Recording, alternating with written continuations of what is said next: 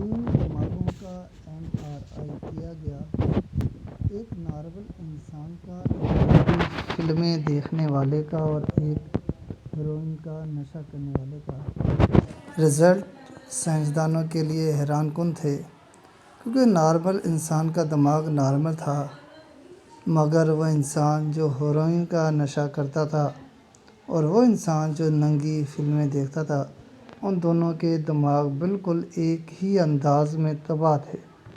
سائنسدانوں نے بار بار ٹیسٹ دہرائے اور حتمی طور پر اس نتیجے پر پہنچے کہ انسانی دماغ کی جو تباہی ہیروئن اور کوکین کے نشے سے ہوتی ہے، بالکل وہی تباہی انسانی دماغ کی ننگی فلمیں دیکھنے سے ہوتی ہے۔ یاد رکھیں کہ دین جس چیز سے منع کرتا ہے وہ دین کے لیے نقصان دہ نہیں ہوتی، بلکہ آپ کے لیے نقصان دہ ہوتی ہے۔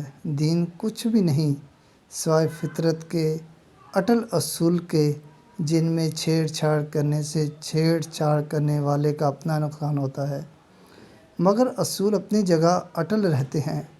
آپ 440 وولٹ کی ننگی تاروں پر ہاتھ ڈالیں تو جل کے کباب آپ نے خود ہی ہونا ہوتا ہے، تاروں کا کچھ بھی نہیں جاتا۔ دین کی پیروی کرنے یا نہ کرنے سے دین کا کچھ بھی نہیں بگڑتا۔ کوئی انسان پانی پیتے نہ پیے، پانی کا کچھ نہیں بگڑتا۔